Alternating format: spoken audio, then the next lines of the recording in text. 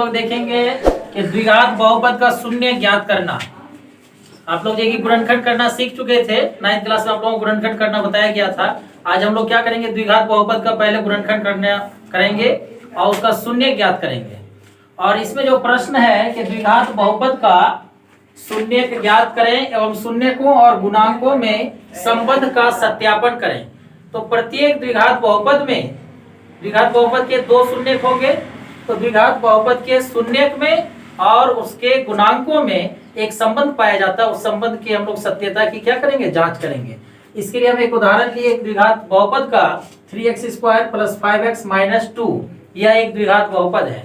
तो इस द्विघात बहुपद का शून्य ज्ञात करेंगे और फिर इनके गुणांकों के साथ उनका संबंध। तो इनका गुणांक कौन कौन है पहले देख लीजिए। x² का गुणांक 3 है, x का गुणांक 5 है और अचर पद -2 है। तो सबसे पहले आपको क्या करना है कि जो द्विघात बहुपद दिया हुआ है इसमें आप x² का गुणांक, x का गुणांक और अचर पद को पहले लिख लें, क्या आपको ये इसमें आगे समझने में आसानी होगी। तो इसमें हम लोग सबसे पहले करते हैं कि दत्त द्विघात बहुपद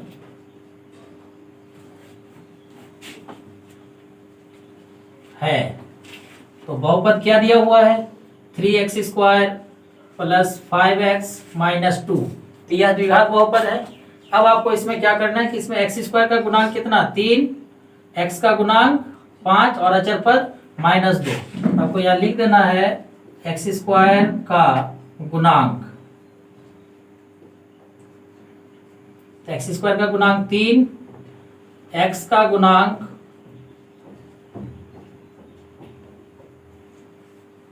5 और अचर पद -2। यहाँ तक में कोई परेशानी नहीं है। अगर ये द्विघात बहुपद अगर इस क्रम में नहीं हो, जैसे 3x² - 2 + 5x होता, तो ये किसी भी क्रम में रहे, आपको सबसे पहले क्या करना, उसको घातांकों के अवरोही क्रम में यानी घटते क्रम में पहले उसको सजा देना, उसको मानक रूप में बदल देना है। और ये द्विघात बहुपद का मानक रूप है। द्विघात बहुपद का मानक रूप कहने का अर्थ हुआ कि पहले आप स्क्वायर वाले को लिखिए, फिर जो रैखिक पद को लिखिए और फिर अचर पद को लिखिए। तो पहले आपको क्या करना है कि मानक रूप में उसको बदल देना है, ताकि इससे बनाने में और आसानी होगी। और उसके बाद आप लिख दें कि x² का गुणांक कितना है, फिर x का गुणांक कितना है और अचर पद क्या है, ये कर दिए। अब इसका हम लोग को शून्य ज्ञात करना है। तो जैसे कि आप लोग जानते हैं कि रैखिक बहुपद अगर आपको दिया जाता है, कोई भी रैखिक व्यंजक दिया जाता है, तब आप उसका शून्य का आसानी से निकाल पाते हैं। लेकिन जब द्विघात बहुपद आता है तो इसके शून्य निकालने में कठिनाई होती है। जैसे आपको अगर पूछा जाता है कि x - 2 का शून्य, तो आप इसमें आसानी से इसका अनुमान लगा सकते हैं कि इसका शून्य क्या होगा, 2 होगा। फिर अगर पूछा जाता है आपको कि x + 1 है, इसका शून्य क्या होगा, तो -1 होगा। लेकिन जब आपको पूछा जाता है कि 3x² + 5x - 2 इसका शून्य क्या होगा, तो इसका शून्य देखिए हम लोग नहीं निकाल पाते हैं, क्योंकि इसके शून्य का अंदाजा उस तरह से नहीं लगा सकते हैं। लेकिन यहाँ पर हम लगा सकते हैं कि जब +1 है तो इसको 0 करने के लिए हमको -1 जोड़ना पड़ेगा। फिर उसी तरह यहाँ -2 है तो इसको 0 करने के लिए पूरे व्यंजक को इसमें हमको +2 जोड़ना पड़ेगा, तो इसका शून्य का आसानी से निकाल सकते हैं। तो यहाँ पर जो द्विघात बहुपद दिया हुआ है, इसका शून्य प्राप्त करने के लिए हम लोग इसको क्या करेंगे, इस द्विघात बहुपद को पहले हम इसको रैखिक बहुपद में बदल देंगे। तो इस द्विघात बहुपद को प्रयास करेंगे कि इसको 2 भागों में बांट करके, इसका गुणनखंड करके इसको 2 रैखिक बहुपदों में क्या कर दें, विभाजित कर दें। तो इसके लिए हम लोग को इसका गुणनखंड करना है। तो अब इसमें लिखिएगा कि अब 3x² + 5x - 2 यहाँ पे लिखिए हम लोग इस बहुपद को, और इसका हम लोग गुणनखंड करेंगे। तो गुणनखंड जैसा कि आप लोग जानते हैं कि इसका गुणनखंड करने के लिए हम लोग क्या करते हैं, किसी भी द्विघात बहुपद का गुणनखंड करने के लिए हम लोग सर्वप्रथम जो वर्ग पद है, स्क्वायर वाला जो टर्म है, इस स्क्वायर वाले टर्म को सबसे पहले लोग अचर पद से गुणा करते हैं। तो अचर पद से गुणा किए 3x² को -2 से, तो जब आप 3x² को आप -2 से इंटू करेंगे तो -6x² होगा, -6x² होगा। अब इसका जो मिडिल टर्म है, इसका मध्य पद है, यह है 5x। तो 5x है, इस 5x को क्या करना हम लोगों को, इसको 2 भागों में बांटना है। और 2 भागों में इसको हम इस प्रकार से बांटेंगे कि जो दोनों भाग होगा, इन दोनों भागों का गुणनफल -6x² होगा और उन दोनों का योग क्या होगा, 5x होगा। तो हम लोग जब यहाँ पर देख रहे हैं कि जब भी ऐसा देखिएगा कि इन दोनों का गुणनफल जब माइनस होगा, तो किसी भी 2 संख्या का गुणनफल माइनस तभी होगा जब दोनों संख्याओं में कोई एक क्या होता है, माइनस होता है। जैसे आप -2 और 3 को गुना करेंगे तो क्या होगा, -6 होगा। या अगर आप 4 है, इसको आप अगर -2 से गुना करेंगे तब -8 होगा। तो माइनस गुणनफल तभी आता है, गुणनफल में माइनस तभी होगा जब एक धनात्मक पूर्णांक को हम एक ऋणात्मक पूर्णांक से गुणा करेंगे, तो एक धनात्मक और एक ऋणात्मक होगा, तभी उसका गुणनफल क्या होता है, ऋणात्मक होता है। तो यहाँ पर हम देखिए कि 3x² और -2 इसका गुणनफल यहाँ पर आया है -6x²। इसका मतलब 5x को जब हम दो भागों में बांटेंगे तो दोनों भागों में एक हिस्सा अगर धनात्मक होगा तो दूसरा हिस्सा उसका ऋणात्मक होगा, ताकि उसका गुणनफल क्या हो जाए, -6x² आ जाए। तो इसके लिए हम लोगों को क्या करना है कि 5x को आप जो है कि आसानी से इसको तोड़ सकते हैं। इसमें -6x +6x और -x में, +6x और -x में, 6x में एक x को जब हम माइनस करेंगे तो क्या होगा, 5x होगा। और जब हम +6 को -1 से इंटू करेंगे तो -6 होगा और x इंटू x x² होगा। इस प्रकार से हम लोग इसको दो भागों में +6x और -x में क्या कर सकते हैं, तोड़ सकते हैं। आइए यहाँ पर हम लोग क्या करते हैं इसमें कि 3x² +6x - x -2। अब यहाँ पे देखिए 4 पद है, 3 पद था उसमें देखिए कॉमन लेना संभव नहीं था। 3 पद में तभी कॉमन आएगा जब वो तीनों में कॉमन आता हो, लेकिन अब ये 4 पद हो गया है, तो 4 पद में इसको हम लोग 2-2 पद करके इसको क्या कर सकते हैं, बांट सकते हैं। अब आपको देखना है कि प्रथम 2 पद में 3x² और 6x में, इन प्रथम 2 पदों में क्या चीज कॉमन आ रहा है। तो प्रथम पद जो है 3x² है और दूसरा पद है इसमें +6x। तो इन दोनों में आपको कॉमन लेना है कि इन दोनों में क्या चीज कॉमन है, क्या चीज इसमें उभयनिष्ठ है। तो इसको कॉमन लेने के लिए हम लोग क्या करते हैं कि 3 1 जा 3 3 2 जा 6, तो इसमें 3 को कॉमन ले सकते हैं। इसमें x का स्क्वायर है और इसमें x है, तो इसमें हम लोग क्या कॉमन लेंगे, x कॉमन लेंगे, इसमें x को भी कॉमन ले लेते हैं। तो यहाँ पे अब 3x² में आप अगर 3x से भाग देंगे तो कितना आएगा, x आएगा, फिर यहाँ प्लस है तो प्लस, और 6x में 3x से डिवाइड करेंगे तो 2 होगा। फिर उसी प्रकार इन दोनों में देख रहे हैं कि -x और -2, इसमें सिवाय 1 के और कुछ भी कॉमन नहीं है। तो यहाँ पर जो हम लोग -1 कॉमन लेंगे, यहाँ x और यहाँ पे क्या हो जाएगा, +2 हो जाएगा। हाँ, यहाँ पर प्लस इसलिए होगा क्योंकि यहाँ पर हम लोग माइनस को कॉमन ले लिए हैं, तो माइनस को हम प्लस वाली संख्या से इंटू करेंगे तभी यहाँ पर क्या आएगा, माइनस, इसीलिए +2। एक बात और भी जान लीजिए कि यहाँ पर ये x +2 और यहाँ पे ये भी x +2, ये दोनों हमेशा बराबर होगा। और ये दोनों अगर यहाँ पे बराबर नहीं हो पा रहा है, इसका मतलब आपने कहीं पर गलती कर चुका है, तो यहाँ से आप आगे नहीं बढ़े, बल्कि इसी को पहले आप क्या कर ले, चेक कर लें, अन्यथा ये दोनों जो है कि हमेशा क्या होगा, बराबर होगा।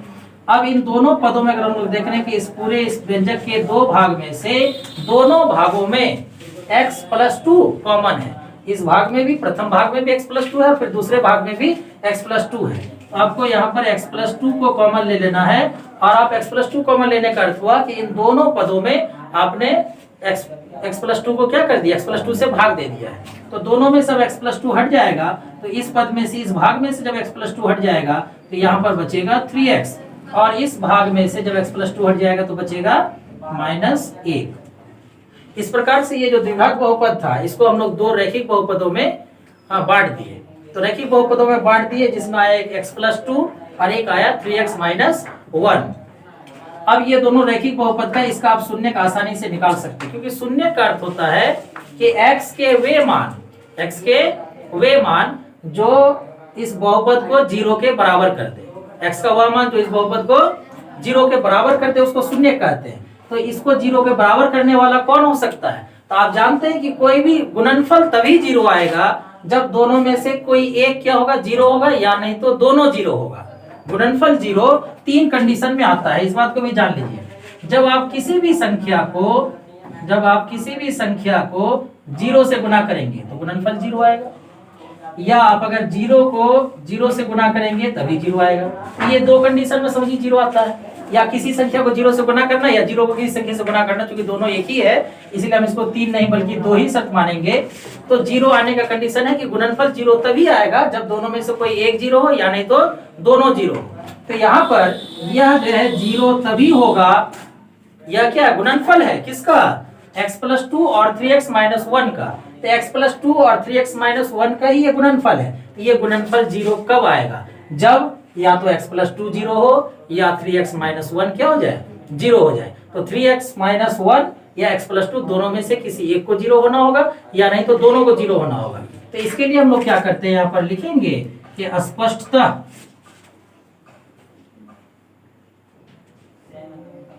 3x² प्लस 5x माइनस 2 बराबर 0। ये 0 तब होगा जब x plus 2 into 3x minus 1 is equal to 0, है ना, या x plus 2 is equal to 0 और 3x minus 1 is equal to 0। तब यहाँ पर क्या हो जाएगा x का value, x is equal to minus 2 और x is equal to minus 1 इधर आएगा तो प्लस 1 और इधर 3 इंटू में इधर आएगा तो डिवीजन में, तो x का वैल्यू निकला माइनस 2 और 1/3। अब आप देखिए यहाँ पर आप अगर माइनस 2 रखेंगे तो माइनस 2 प्लस 2 क्या हो गया 0 और 0 इंटू एनीथिंग क्या होगा 0 होगा, तब ये बहुपद 0 के बराबर आ जाएगा। इसका मतलब कि माइनस 2 इस बहुपद का शून्यक है। फिर अब यहाँ पर देखिए 3 और x का वैल्यू रखिए 1/3, तो 3 इंटू 1/3 क्या होगा 1 और 1 माइनस 1 तो 0 और 0 इंटू एनीथिंग क्या होगा 0। इसका मतलब इस बहुपद का मान 0 हो गया। तो हम लोग देख रहे हैं कि x बराबर माइनस 2 और x बराबर 1/3, इन दोनों संख्याओं के लिए इस बहुपद का मान क्या होता है, शून्य होता है। इसीलिए माइनस 2 और 1/3 को इस बहुपद का हम लोग क्या कहेंगे, शून्य कहेंगे। तो ये जो प्रश्न था कि द्विघात बहुपद का शून्य ज्ञात करना एवं शून्यकों और गुणांकों के बीच संबंध का सत्यापन करना, तो इसका हम लोग प्रथम भाग कंप्लीट किए। कि प्रथम भाग में देखिए कि हम लोग इसमें सिर्फ शून्य निकालना था, तो हम लोग प्रथम भाग में इसका शून्य निकाल दिए। अब इसी के प्रश्न के अगले भाग में हम लोग इस शून्य का जो शून्य हमें प्राप्त हुआ है, इस शून्य का इन गुणांकों के साथ जो हम यहाँ पर लिखे हुए हैं उसके साथ जो हम लोग इसमें क्या करेंगे, संबंध ज्ञात करेंगे। तो दो शून्य हम लोग को प्राप्त हुआ इस बहुपद का, एक -2 और दूसरा 1/3। तो हम लोग शून्य ज्ञात कर लिए। अब हम लोग को क्या करना है कि शून्यकों और गुणांकों के बीच संबंध का सत्यापन करना है कि इसके बीच में क्या संबंध है। तो उसके लिए हम लोग पहला लेते हैं कि शून्यकों का योग। शून्यकों का योग का अर्थ हुआ कि पहला शून्यक और दूसरा शून्यक दोनों का योग। तो पहला शून्यक प्राप्त हुआ है -2 और दूसरा शून्यक है 1/3। तो इसको हम लोग जोड़ेंगे, 2 के नीचे कुछ नहीं है तो 1 है, 1 और 3 का एलसीएम लेंगे कितना होगा 3।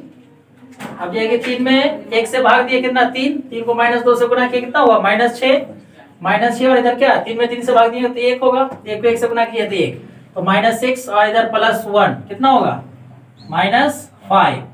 तो ये शून्यकों का योग प्राप्त हुआ। अब जो शून्यकों का योग आया है इसका गुणांकों के साथ देखिए, तो जैसे कि हम लोग लिखे थे पहले कि x² का गुणांक 3, x का गुणांक क्या है 5 और अचर पद कितना है -2। तो अब यहाँ पर क्या है कि माइनस है, तो सबसे पहले तो माइनस दे दीजिए। और 5 क्या था x का गुणांक, अभी हम लोग लिखे थे पिछले इसमें, तो माइनस और 5 क्या है x का गुणांक था। अब यहाँ पर लिख दीजिए 5 के बदले में x का गुणांक। और फिर इधर देखिए क्या है 3, तो 3 क्या है x² का गुणांक, तो यहाँ पर लिख दीजिए x² का गुणांक। तो इस प्रकार से हम लोग एक संबंध देखे कि द्विघात बहुपद में दोनों शून्यकों का जो हम योग निकाले, तो दोनों शून्य का योग क्या है -x का गुणांक और x² का गुणांक, इन दोनों का ही क्या है अनुपात है। अब इसी में देखिए हम लोग दूसरा जो संबंध देखेंगे, ये था शून्यकों के योग सब पर आधारित एक संबंध। अब दूसरा है शून्यकों का गुणनफल, शून्यकों का गुणनफल। तो शून्यकों का गुणनफल, तो शून्यकों का गुणनफल में क्या है कि एक शून्यक है -2 और दूसरा शून्यक है 1/3। इन दोनों का गुणनफल ज्ञात करेंगे, तो -2 और 1/3 का गुणनफल ज्ञात करेंगे तो क्या होगा -2/3। अब फिर यहाँ पर देखिए कि -2 को आप इस बहुपद में देखिए कि -2 इस बहुपद में कौन से स्थान पर है, तो -2 इस बहुपद का क्या है अचर पद है। तो यहाँ पे -2 के बदले में हम यहाँ पे क्या लिखे अचर पद। और 3 क्या है, तो फिर देखिए यहाँ क्या x² का गुणांक, तो यहाँ पे लिख दिए x² का गुणांक। तो इस प्रकार देखे कि शून्यकों का योग -x का गुणांक और x² के गुणांक का अनुपात है, जबकि शून्यकों का गुणनफल अचर पद और x² के गुणांक के बराबर है। तो इसी पर आधारित है कि आप लोगों को प्रश्न पूछा जाएगा। अब आप लोगों के मन में डाउट चलता है कि ये जो द्विघात बहुपद का मानक रूप हम लिखे हैं कि 3x² + 5x - 2, लेकिन कोई जरूरी नहीं कि सारा द्विघात बहुपद जो है अपने मानक रूप में और इसी तरह 3x² प्लस 5x प्लस -2 इस रूप में मिले। सब अलग अलग बहुपद अलग अलग तरह से हो सकता है। जैसे हम कुछ एग्जांपल्स लेते हैं, जैसे आपको बहुपद मिलेगा कि x² -3, तो ये आप लोगों को अलग लगता है। इसका कारण क्या है? ये अलग लगने का कारण है कि इसमें आप केवल दो पदों को देख पा रहे हैं, इसमें x वाला पद जो है वो गायब है। तो उसके लिए आप क्या करें कि इसको एडजस्ट कर सकते हैं कि जो चीज नहीं है इसमें अगर आपसे x² का गुणांक पूछा जाए तो आप कितना लिखेंगे? 1। और अगर अचर पद पूछा जाए तो -3, इसमें कोई कंफ्यूजन नहीं है। तो आप लोगों को परेशानी ये है कि यहाँ पे हम x का गुणांक क्या लिखेंगे। तो x का गुणांक इसमें हम क्या लिखेंगे? तो x का गुणांक क्या लिखते थे? इस तरह का हम लोग बहुत प्रश्न बनाए कि जो चीज नहीं है और उसका गुणांक पूछा जा रहा है तो उसका गुणांक क्या होगा? 0 होगा। तो इस प्रश्न में आप लिखेंगे कि x² का गुणांक, x² का गुणांक, x² का गुणांक 1 होगा। अब x का गुणांक की बात है कि x का गुणांक क्या होगा? तो x का गुणांक, तो आप इसमें x को खोजिए, देखिए कि इसमें x नहीं है तो इसका गुणांक क्या होगा? 0 होगा। और फिर अचर पद इसका क्या होगा? -3 होगा। तो इसमें x का गुणांक का दिक्कत है तो x का गुणांक कितना निकल गया? 5, ये 0। अब ये कि इसमें क्या करना है कि आपको किसको इसका गुणनखंड कैसे करेंगे? तो इसका गुणनखंड करना बहुत ही आसान है। x² -3 है, इसको x² -√3 का स्क्वायर लिख सकते हैं। और जब इसको √3 का स्क्वायर लिख दिए तब a² -b² का हम लोग सर्वसमीका इसमें प्रयोग कर सकते हैं। तो x + √3 और x -√3। अब देखिए इसका दो शून्य क्या होगा? एक होगा -√3, यहाँ पे x + √3 है, इसका शून्य क्या होगा? -√3 और इसका शून्य क्या होगा? तो +√3। तो इसका दो शून्य प्राप्त हो गया। अब इसमें कही है कि ने दो शून्य मिल गया, शून्य को के योग वाला संबंध और उसके गुणनफल वाला। तो जब आप शून्य का योग निकालेंगे तब यहाँ पर जोड़ के देखिए कि -√3 और +√3 इन दोनों का योग क्या आया? 0 आया। क्या आया? 0। अब आप इसको माइनस और क्या इधर 0 बटा x² का गुणांक क्या था? 1 था, इसको लिख सकते हैं, क्या दिक्कत है? 0 का अगर आप 0 बटा 1 लिखें तो इसमें कोई परेशानी नहीं है। अब -0 क्या था? x का गुणांक, तो लिख दीजिए कि x का गुणांक बटा x² का गुणांक। इसको आप इस तरह से हल कर सकते हैं। तो ऐसे प्रश्न आने के लिए आपको क्या करना है कि यहाँ पे जो लिखना है वो इसमें लिख देना, बाकी उसका गुणनखंड करना है। तो आपको अगर गुणनखंड करना आ रहा है तो फिर आप बना सकते हैं। ये सब क्वेश्चन अलग क्यों हो रहा है? अलग इसके गुणांकों की वजह से अलग नहीं हो रहा है, इसके गुणनखंड की वजह से। और गुणनखंड तो आप लोगों को आ रहा है तो इसका गुणनखंड कर ही सकते हैं। किसी किसी में ऐसा भी हो सकता है जैसे ये क्वेश्चन की चर्चा किए, किसी दूसरे प्रश्न में इस तरह की भी बात होगी कि 4u² + 8u, यह एक बहुपद है। तो कोई ये जरूरी नहीं है कि आप जितने भी बहुपद का प्रश्न बनाएंगे सारे प्रश्नों में चर के स्थान पर x हो, ये जरूरी नहीं है। x हो सकता है, y हो सकता है, t हो सकता है, r हो सकता है, u हो सकता है, v हो सकता है, कोई भी आप चर ले सकते हैं। तो जैसे यहाँ पर जो हम बहुपद लिखे हैं इसमें चर के स्थान पर x नहीं है, तो यहाँ पर चर के स्थान पर कौन है? u है। और इस प्रश्न को जब देखेंगे जिस प्रकार इसमें x वाला पद नहीं था अर्थात रैखिक पद नहीं था, तो इसमें रैखिक पद है लेकिन अचर पद नहीं है। तो फिर आप इसमें परेशान होंगे कि नहीं इसमें स्क्वायर वाला है, फिर एक रैखिक वाला है, लीनियर वाला टर्म है लेकिन कांस्टेंट टर्म इसमें नहीं है। तो इसमें फिर आपको हैरान नहीं होना है। यहाँ पे आपको x² का नहीं लिखना है बल्कि u²। तो u² का गुणांक क्या है? 4, u का गुणांक क्या है? 8 और अचर पद यानी कि c का वैल्यू क्या है? 0 है।